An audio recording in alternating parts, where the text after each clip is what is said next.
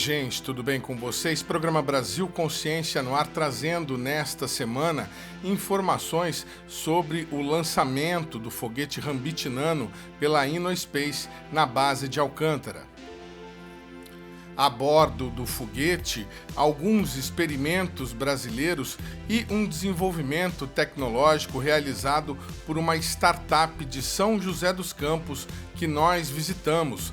Você vai conhecer o primeiro deployer brasileiro, o dispositivo responsável por ejetar o satélite de dentro do foguete. O Brasil Consciência é um oferecimento do SINDCT, o sindicato que representa os servidores públicos federais da área de ciência e tecnologia do setor aeroespacial. A entidade que brigou nos últimos anos pela realização de concursos.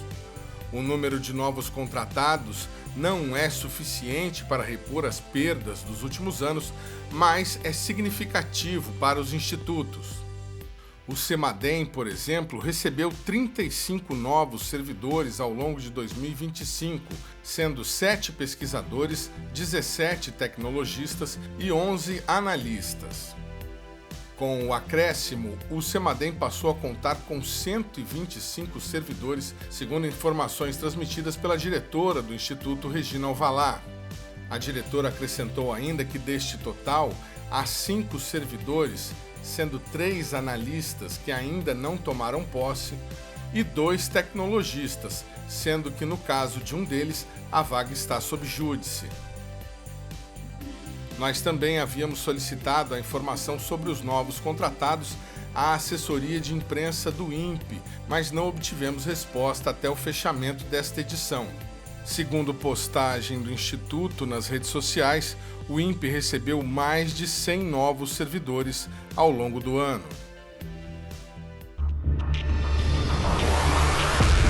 Foi então agora protocolar no sistema... Agora uma informação sobre política para ciência e tecnologia. O ex-diretor do INPE e atual deputado federal Ricardo Galvão anunciou o primeiro projeto de seu mandato. Tenho a satisfação de informar que hoje nós estamos protocolando o primeiro projeto de lei de meu mandato na Câmara Federal. O objetivo deste projeto é isentar de imposto de renda todas as premiações científicas recebidas por pesquisadores brasileiros, seja premiações do exterior ou mesmo do Brasil. Nós sabemos que há uma isenção de imposto de renda, por exemplo, para esportistas. Há também uma isenção de imposto de renda para prêmios na área cultural, mas não na área científica. Eu recebi uma demanda bastante interessante do Conselho Nacional de Desenvolvimento Científico e Tecnológico e de outras instituições, como a Academia Brasileira de Ciência e a Sociedade Brasileira para o Progresso da Ciência, de estender à comunidade científica a isenção desses prêmios. Isso é muito importante, não pelo valor em si, embora que para o cientista seja alto, é da ordem de 27,5% o quanto um pesquisador paga cada vez que recebe uma premiação científica. No entanto, este valor, no cômputo geral de todos os impostos brasileiros, é praticamente desprezável. Muitas vezes, o próprio pesquisador usa os recursos desse prêmio para reinvestir em suas pesquisas, em seus laboratórios, em viagem para congressos internacionais e também até mesmo para ajudar o trabalho de seus alunos. O Instituto de Estudos Avançados, IEAV, de São José dos Campos, assinou um termo de parceria com a empresa MacD, responsável pelo desenvolvimento do foguete Rato.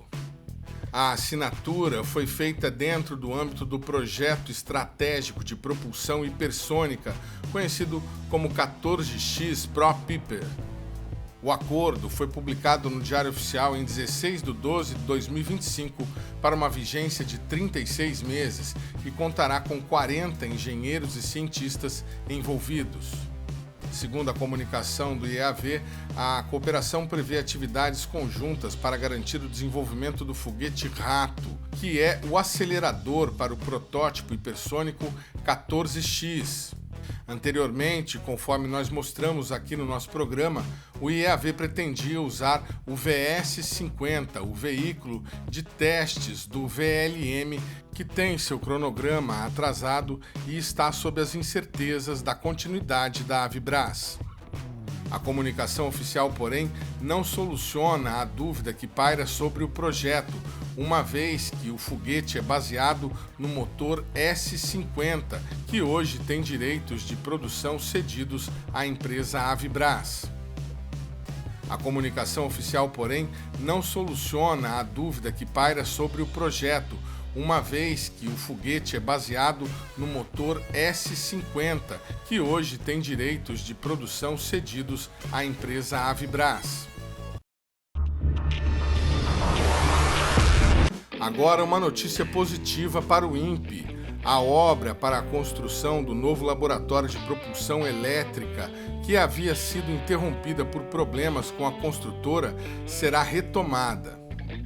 O problema foi apontado com exclusividade pelo Brasil Consciência no final do ano passado. Além do trabalho no laboratório, nós também mostramos que havia obras no local, uma ampliação com a construção de 2 novos prédios. E a obra que nós estamos vendo aqui é uma obra de construção de um laboratório para análise de propelentes e inspeção de motores. Qual que é o valor total do investimento em toda essa modernização que vocês estão fazendo? Bom, o valor total desse projeto de atualização das nossas instalações é de 14 milhões de reais. Foi aprovado em 2014, em maio de 2014. Né? O dinheiro tem sido liberado aos poucos, à medida que a FINEP dispõe dos recursos. Né? Então nós já estamos finalizando algumas das obras, né? Que é, por exemplo, o laboratório de inspeção de propulsores e análise de propelentes. Estamos iniciando a obra do laboratório de propulsão elétrica. Do lado de fora do BTSA é possível ver o esqueleto do prédio onde deveria ter sido construído o novo laboratório de propulsão elétrica, o primeiro do gênero na América do Sul.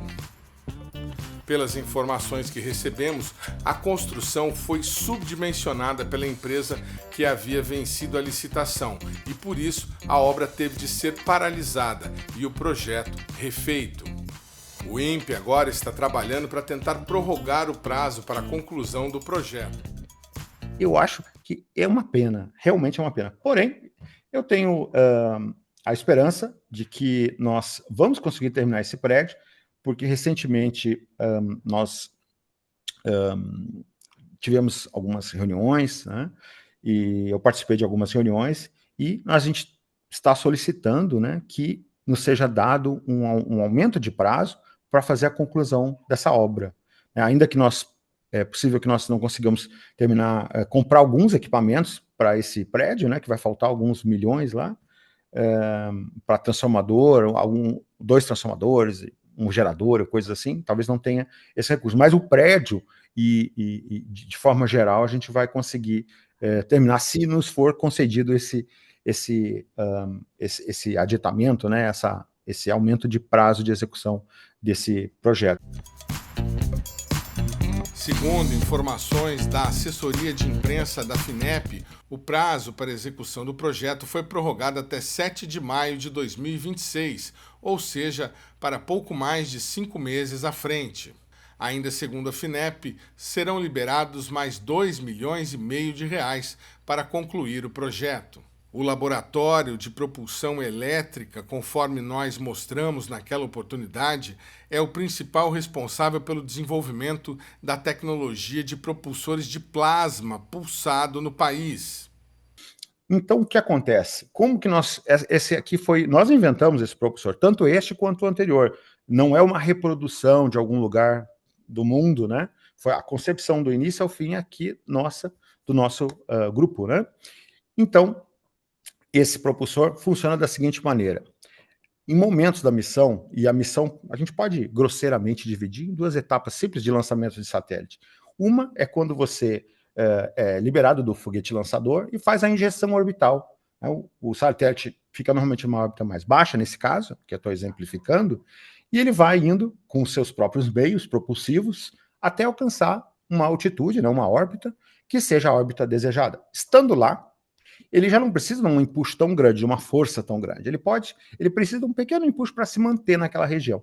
Normalmente nós utilizávamos, ou até hoje, né, 2 tipos de propulsor. Um químico para chegar nessa órbita e um outro, que pode ser químico também, ou elétrico, mais eficiente, eventualmente, para essa aplicação, para manter a órbita ou controlar apenas a atitude desse satélite.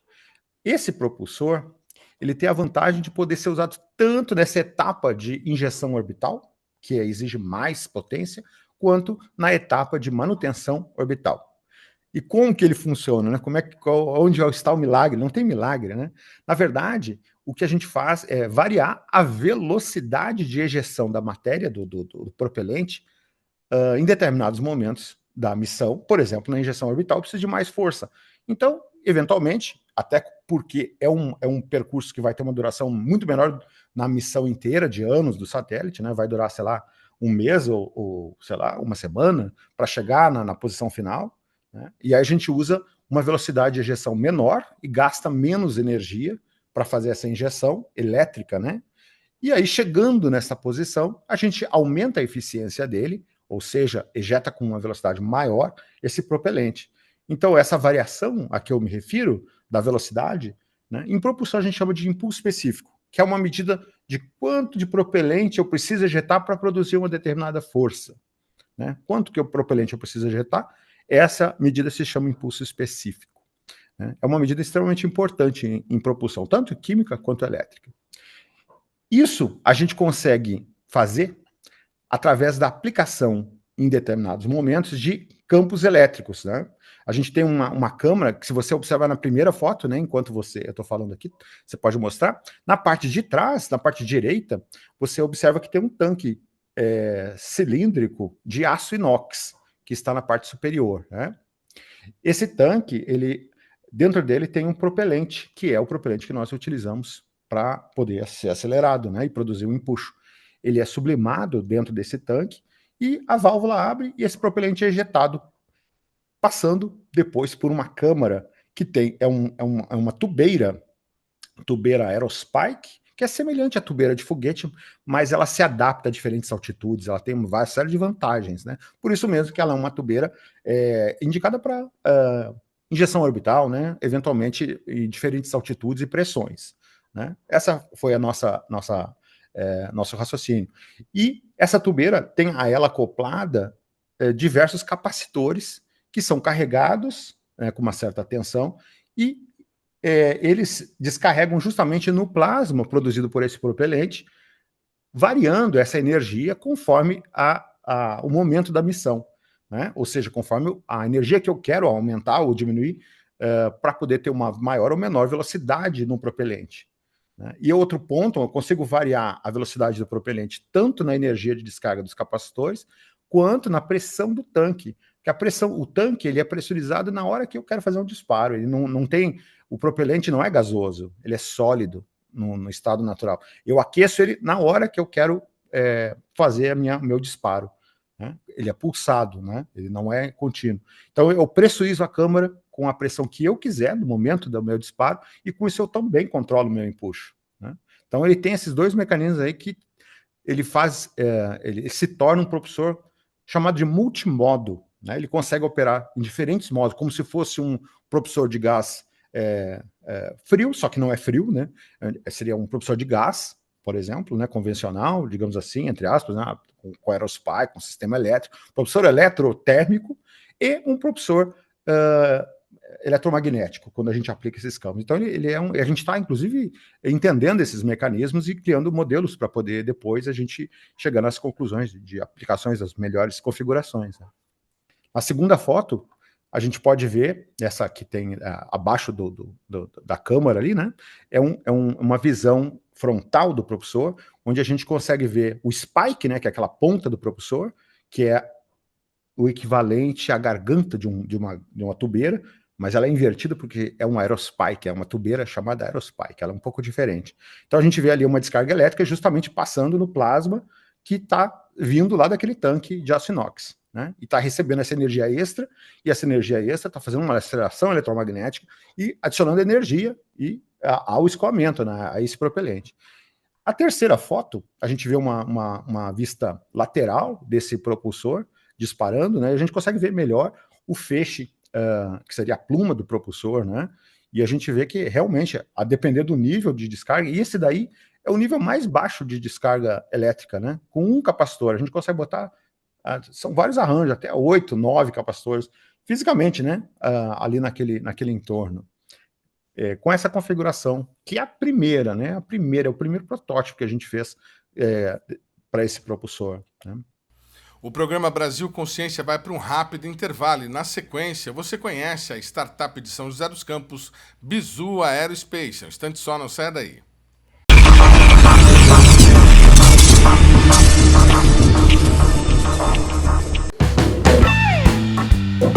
Muito bem, amigo do programa Brasil Consciência, a gente está dentro da startup brasileira de indústria aeroespacial, a Bizu Aerospace, aqui em São José dos Campos, no Parque Tecnológico da Univap, e a gente vai conversar com um dos fundadores, CEO da empresa, o Rafael, que primeiro vai apresentar para a gente como é que surge a Bizu Aerospace no cenário aeroespacial brasileiro, Rafael.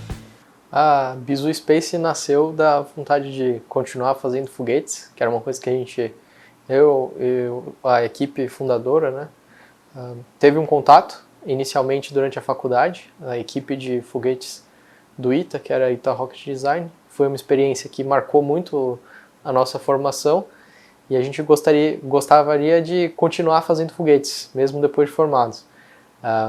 E a gente começou como uma equipe amadora, assim, que se juntou durante a pandemia, fazendo projetos à distância, online, e que depois que a pandemia reduziu as medidas de contenção do vírus da Covid-19, que a gente pôde se reunir novamente, a gente começou a construir esse foguete que a gente havia projetado online.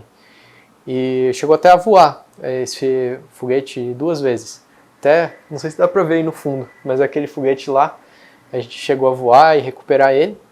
E ali, no início de 2022, é que vendo várias oportunidades passarem que a gente gostaria de ter aproveitado, mas que a gente não conseguia por não ter ainda um CNPJ, não ser uma empresa formalizada, é que a gente decidiu correr o risco de dar certo e abrir um CNPJ. Então a gente fundou a empresa ali em fevereiro de 2022 e não muito depois da fundação da Bizu, acho que foi por volta de agosto de 2022, que a gente escreveu a proposta em conjunto com um grupo de empresas liderado pela Scenic, que foi para um edital da FINEP, para um veículo lançador de pequeno porte, e que no fim de 2023 foi assinado o termo de outorga. E aí, a partir de 2024 é que a gente teve um avanço muito grande nos projetos que a gente está executando e que trouxe a gente aqui para onde a gente está hoje. Muito bacana. Apenas para que o telespectador entenda essa questão do VLPP, no consórcio, no melhor dizendo, no arranjo de empresas que está desenvolvendo o VLPP, o MLBR, né, que tem a Scenic como líder, vocês são uma empresa considerada estratégica, fornecedora estratégica, que está fazendo o que dentro daquele projeto? A Bizu Space atua dentro do projeto do MLBR em 2 partes. Uma primeira parte é atuando na parte de engenharia de sistemas, então a gente auxilia a Scenic em uma parte do escopo de engenharia de sistemas do projeto, que engenharia de sistemas, colocando em termos mais acessíveis para o público geral, é a gestão técnica do projeto. E além disso, a gente desenvolve um motor foguete líquido que deve substituir o 3º estágio do MLBR. Na primeira configuração do MLBR, ele é um foguete de múltiplos estágios, 3 estágios, todos eles sólidos nessa primeira configuração.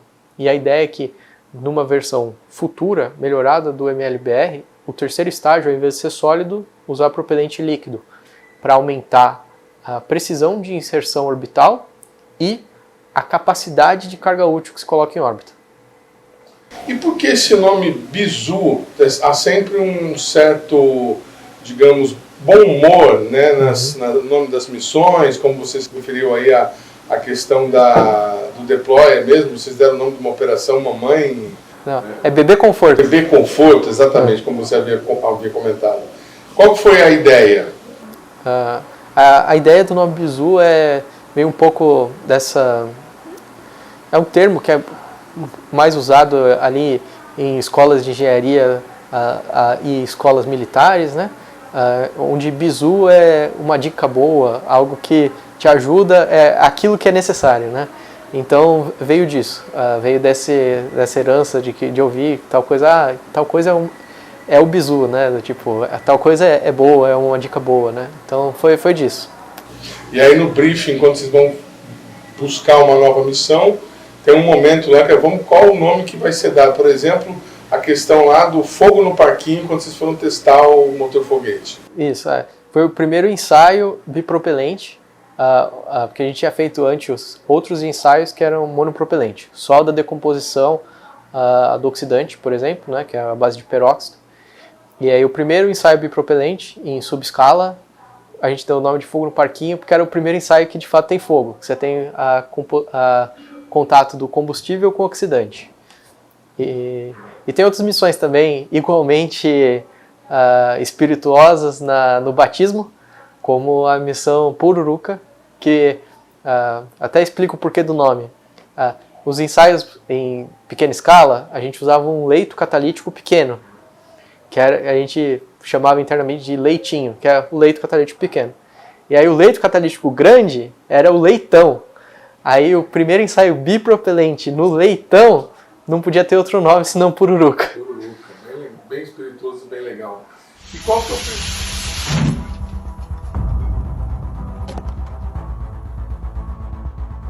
3, 2, 1, iniciar.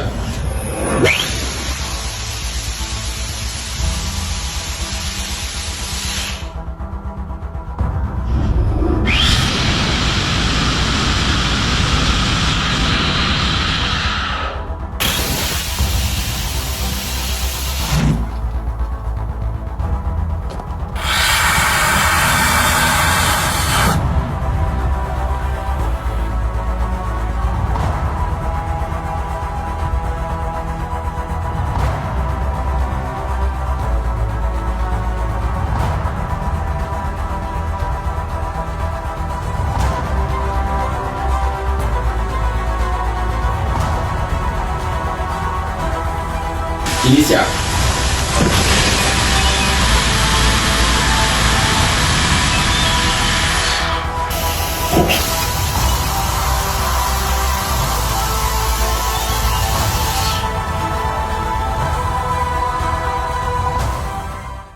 Muito bacana. Bom, aí, em um dado momento, depois que vocês já tinham constituído a empresa, a Bizu, e imagino já estavam instalados aqui na Univap, surgiu essa outra oportunidade que agora vai ter o seu teste final no voo do foguete sul-coreano da InnoSpace, o Hambit Nano, um deployer. O que é esse deployer e por que vocês entraram nesse projeto? Legal. Vamos lá, respondendo por partes. O que é o deployer? Quando você lança um foguete com satélites, um satélite pequeno como um CubeSat, ele não pode ir simplesmente solto dentro do foguete. A gente gosta de usar uma analogia para isso, para falar que é como se fosse carregar um bebê dentro de um carro. Quando você coloca um bebê dentro de um carro, ele não pode ir solto, não pode ir no banco de trás de maneira não controlada. Você precisa colocar uma cadeirinha para o bebê.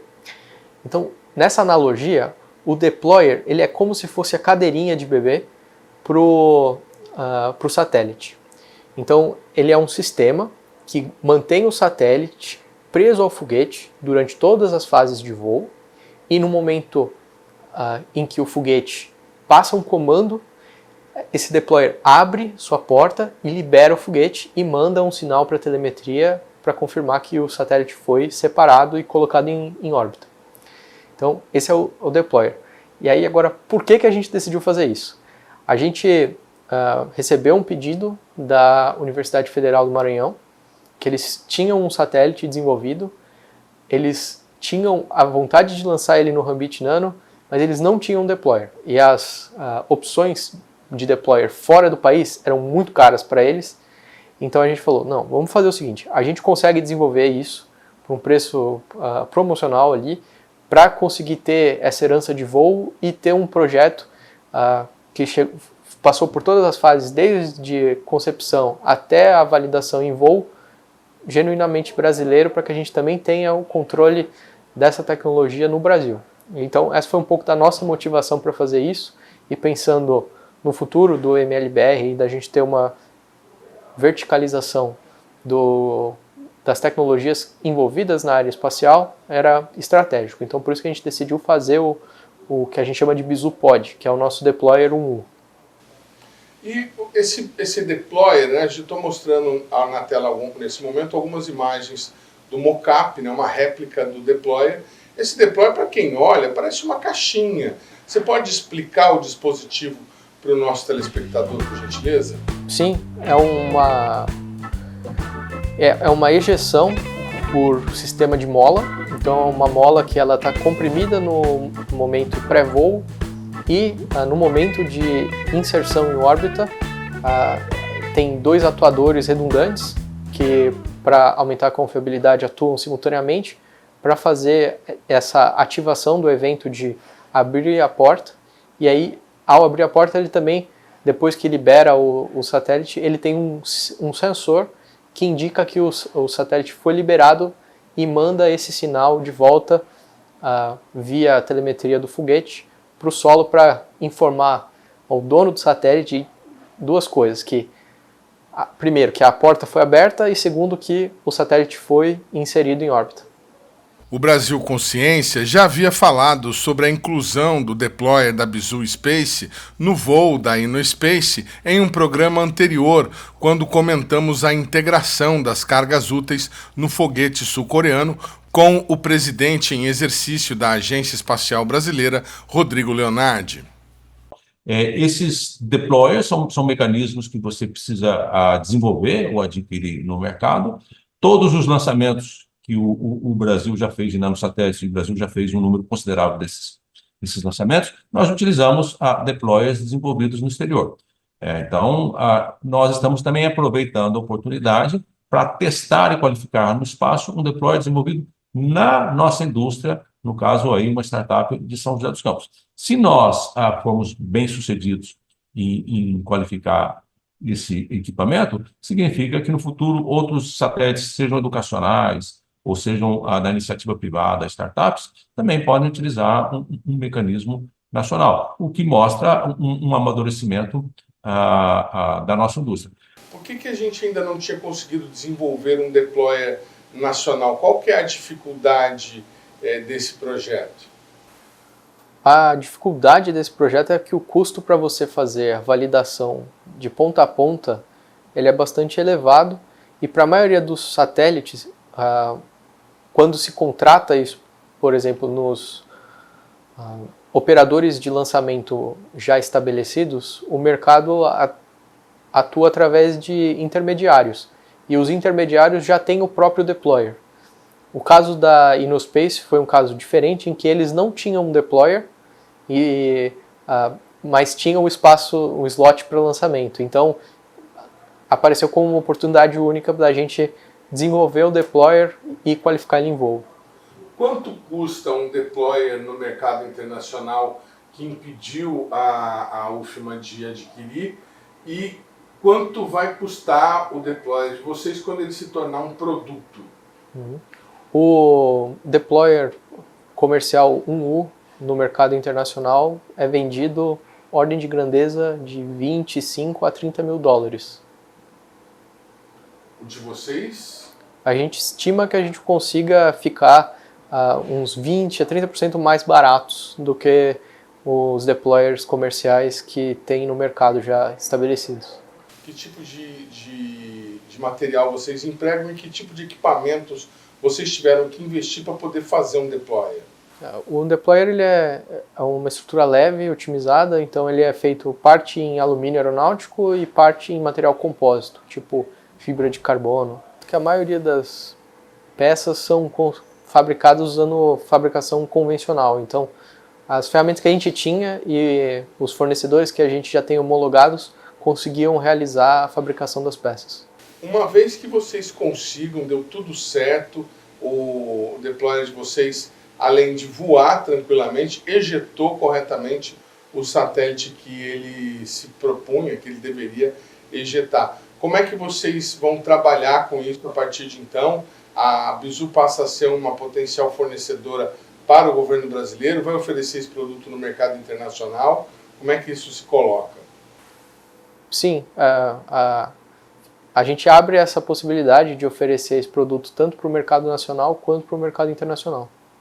Existe essa busca, Rafael? É possível que alguém que está lançando um nanosatélite nos Estados Unidos ou em alguma outra parte do mundo entre na internet e descubra a Bizu Space e encomende o deployer de vocês? Sim, é possível. Se for considerar o número de satélites de órbita baixa que são lançados todos os anos, essa é uma demanda que deve chegar a uns 30, 40 mil lançamentos ano, então, dentro dos próximos anos. Então, de fato, existe uma busca muito grande por sistemas que coloquem esses satélites em órbita.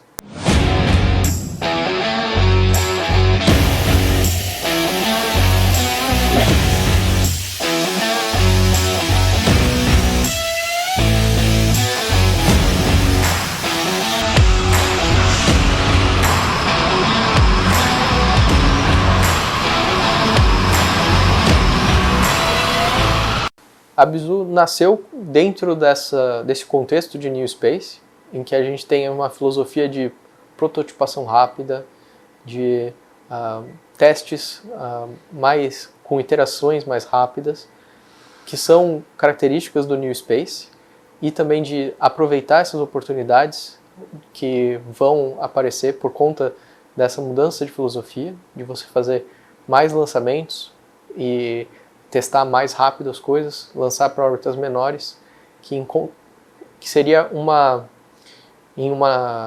contraponto a uma estratégia anterior, que é chamada de Old Space, né? Que, por exemplo, tem projetos de grande complexidade, tempo muito longo, e que você só tem poucas chances para dar certo. Então, no nosso caso, a filosofia é de testes rápidos e de fazer iteração, validações intermediárias para conseguir iterar e aprender mais rápido, né? Hoje, além do deployer e além do desenvolvimento que vocês estão fazendo dentro do VLPP, do programa MLBR, vocês têm algum outro produto? Vocês ainda fazem foguetes se precisar? Sim, lógico, o projeto do MLBR é um projeto de foguetes, então é claro que a gente desenvolve foguetes. E o deployer também faz parte disso, dentro dessa estratégia de você conseguir dar um serviço de ponta a ponta para a cadeia de lançamentos, né? Desculpa, eu não me fiz entender. Quando eu perguntei de foguetes, vocês ainda fazem foguetes como esse que está atrás de você? Algum kit para estudantes, algo nesse sentido? Ah, entendi. Não, a gente não tem hoje nenhum produto destinado ao mercado educacional. Você já pensou em construir e lançar um foguete?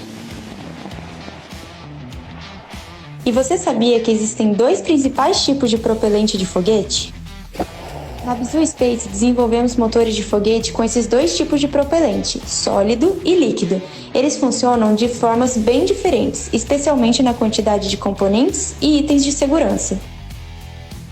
E sabe onde você pode aprender mais sobre isso? Na Olimpíada Brasileira de Astronomia, a OBA, um evento incrível que reúne mais de 300 mil estudantes todos os anos na jornada de foguetes. Lá você pode testar propulsão líquida com água e vinagre ou sólida com açúcar. Hoje a Bizu ela é formada por quantas pessoas? Hoje a Bizu tem aproximadamente 15 pessoas. A gente tem um time de 7 pessoas, um time core e estagiários que alguns, por exemplo, estão fazendo estágio de férias com a gente agora. que são pessoas que demonstram muito interesse e que gostariam de fazer parte de alguma forma. E qual que é o perfil dessas pessoas que hoje compõem esse corpo aí de 7 profissionais da casa, digamos assim? Vocês são todos iteanos? Como é que vocês compuseram essa equipe? Sim, a maioria das pessoas veio do ITA mesmo, que eram os amigos que faziam foguete na época da equipe de foguetes do ITA, mas a gente também tem pessoas de outras faculdades. A gente tem gente da Univap e da Universidade de Barretos, que a gente tem uma pessoa que é um engenheiro da parte de manufatura nossa que veio de lá. Todos engenheiros? Sim. Todos engenheiros aeronáuticos, na mesma aeroespaciais, todos na mesma formação? Não, a gente tem engenheiros aeronáuticos, aeroespaciais, uma engenheira química e um engenheiro mecânico. Aqui são peças que passaram por ensaios, né? Então aqui, por exemplo, isso aqui é legal de mostrar, que é uma tubeira, né? Que é a parte convergente e divergente na saída do escoamento de gases do motor, que rompeu por conta de muito calor. No teste, legal. As tubeiras no foguete de vocês não são móveis? Nesses casos não. Nesse caso não. Como é que se dá o ingresso da Bizu dentro do Parque Tecnológico da Univap?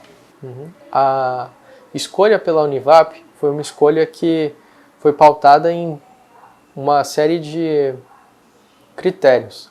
Primeiro, a gente gostaria de ter um espaço para que a gente tivesse o nosso corpo de engenharia instalado e, além disso, um espaço onde a gente pudesse ter a capacidade de fabricação e prototipagem e um espaço onde a gente pudesse fazer nossos testes.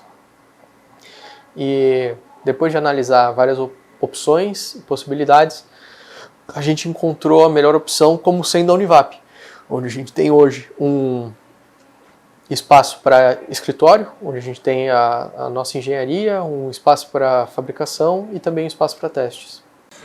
Legal. E aí atrás de você tem uma oficina, que é o coração do que vocês fazem aí. O que vocês têm aí dentro? A gente tem torno convencional, fresa, torno CNC, fresa também. Parte de manufatura aditiva, então impressoras 3D, uma impressora modificada para fazer impressão metálica e um forno para sinterização. E parte de solda MIG, TIG, eletrodo e todas as outras pequenas ferramentas que ajudam a fabricação e prototipagem. A área de testes que você mencionou não fica aqui nessa sala, Não. Em outra parte aqui no complexo da Univap. Sim. Ok.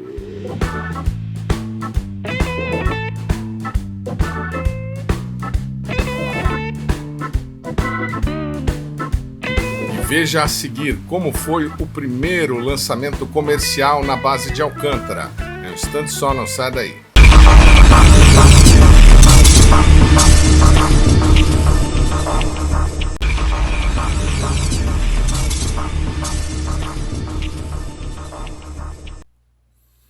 Terceiro bloco, programa Brasil Consciência de volta, acompanhando agora os momentos finais da Operação Space Ward para o primeiro lançamento comercial orbital em Alcântara. Mas antes, nós vamos relembrar para vocês quais são as outras cargas úteis que estão neste voo. Essas cargas úteis são 2 nanosatélites de comunicação de rádio amador desenvolvidos pela Universidade Federal de Santa Catarina. Um é o Floripasat 2A, é um CubeSat 1U, e temos também o Floripasat 2B, que é um CubeSat 2U. Eles vão num deployer que a gente adquiriu no exterior. Nós também temos um CubeSat 1U, que foi desenvolvido pela Universidade Federal do Maranhão num projeto chamado Cientistas de Alcântara. Então, é muito interessante a gente ver um ecossistema ali da região, uma universidade ali vizinha a Alcântara, tendo uma possibilidade de desenvolver e lançar um nanosatélite no marco histórico. Essa, inclusive, iniciativa contou com o apoio de uma startup brasileira, a Pion, e apoio das Nações Unidas, recursos do PNUD. E nós temos outras iniciativas que, digamos, são apoiadas institucionalmente pela EB, como, por exemplo, o Jussara, que também foi desenvolvido pela Universidade Federal do Maranhão. O que a gente vê é todo um ecossistema se movimentando e se alinhando para fazer com que esse feito histórico seja possível. Não só temos, obviamente, uma iniciativa que, obviamente, está sendo capitaneada pela Força Aérea, tem mais de 400 profissionais nesses dias, estrangeiros e brasileiros, transitando por Alcântara. A gente nunca viu uma Alcântara tão ativa, tão efervescente, viabilizando todas as interfaces necessárias. O nosso dever de casa, aqui como agência, é garantir que essas interfaces aconteçam, e eu tenho ouvido dos nossos coordenadores que as cargas úteis estão prontas, aguardando o go-ahead para a integração no veículo lançador e, obviamente,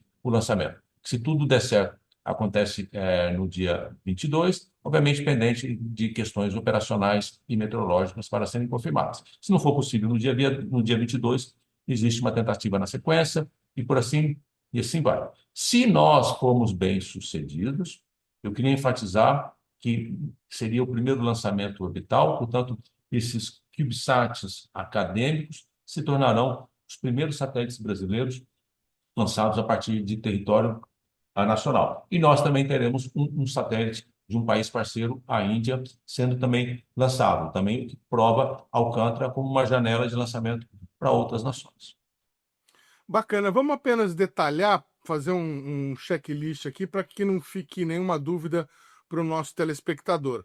Nós estamos falando de 2 satélites lá da Universidade Federal de Santa Catarina, o FloripaSat 2A e o FloripaSat 2B, como o Dr. Rodrigo já detalhou.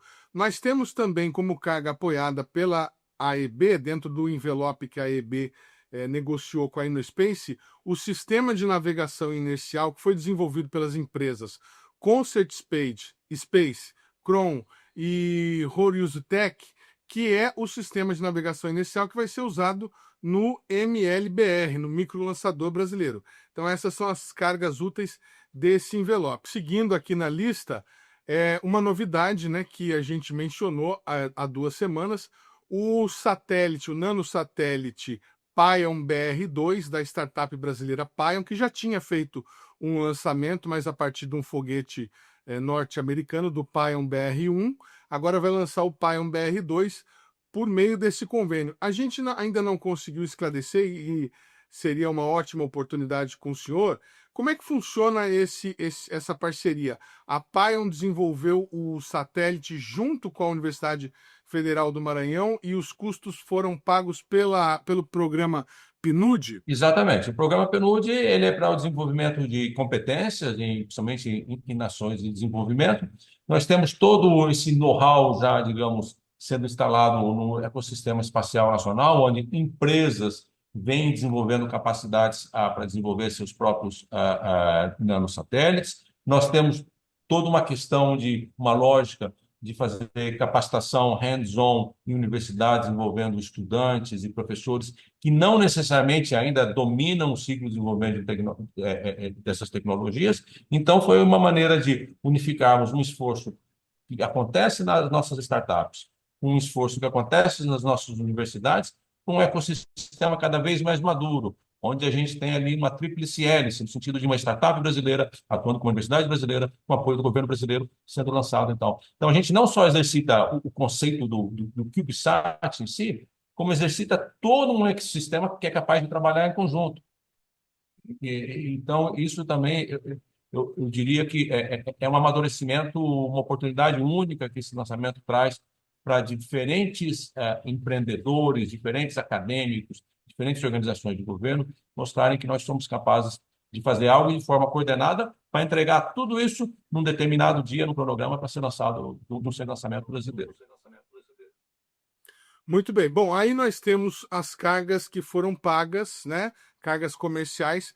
O Dr. Rodrigo já mencionou a carga indiana da missão Solaris S2, que é da Garra Space, e a carga brasileira, também um sistema de navegação inercial que nós já falamos aqui no nosso programa, que foi desenvolvido pela empresa Castro Leite Consultoria CLC aqui de São José dos Campos e que tem finalidade de uso em projetos privados. O doutor mencionou também o projeto da Universidade Federal do Maranhão, um CubeSat, o Jussara-K, que vai embarcar junto. Nós tínhamos, doutor, inicialmente uma informação de que o CONASAT-1, que foi desenvolvido no INPE do Nordeste, seria embarcado nessa missão. O que aconteceu aí no meio desse processo que o CONASAT acabou não entrando? Bom, vamos lá. Então, vamos por partes. Primeiro, lembrando que a ideia toda de Alcântara é tornar o centro um centro também para atividades comerciais. Então,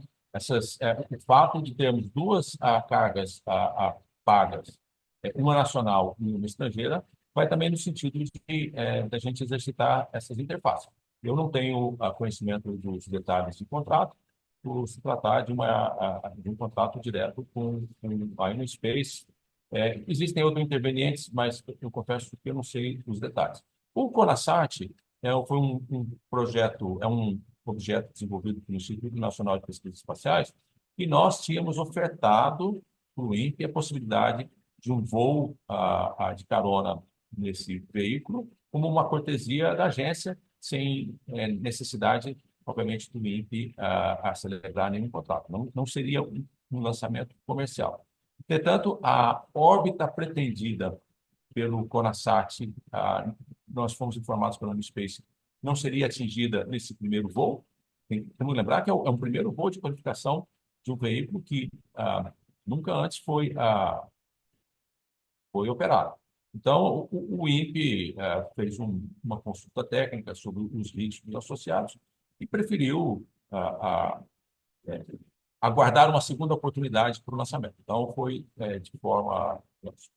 uma decisão colegiada em que o INPE agradeceu o convite e disse que não nesse momento, porque não seria atingida a órbita pretendida pelo CONASAT. Então, a gente respeitou a decisão técnica das equipes do CONASAT e a gente aguarda uma segunda oportunidade para lançar esse projeto também. Mas, de fato, na lista inicial, viria o CONASAT. O CONASAT saiu e cedeu o lugar, então, no Floripa Sat 2A, que tem as mesmas dimensões do CONASAT. Voltando à questão da gente exercitar os ecossistemas a todos, o Brasil tem investido muito em qualificação nas nossas universidades. Então, é com uma grata satisfação que a gente vê não só acadêmicos, estudantes da Federal do Maranhão, como de Santa Catarina, nesse dia aí, nos seus objetos. E lembrando também que todo mundo conversa com todo mundo. Então, houve muita troca de conhecimento entre a Universidade Federal do Maranhão e a Universidade Federal de Santa Catarina, também para permitir o desenvolvimento desses objetos. Até o fechamento desta edição, o foguete Rambit Nano ainda não havia sido lançado após 3 adiamentos no mesmo dia. O programa Brasil Consciência de hoje vai ficando por aqui. Você que quiser conferir os demais conteúdos produzidos pelo SINCT, nossas redes sociais estão na tela nesse momento. Dúvidas, críticas, sugestões, nosso e-mail é sempre o caminho para o contato com o nosso programa. A gente volta na semana que vem com mais uma atração inédita para vocês.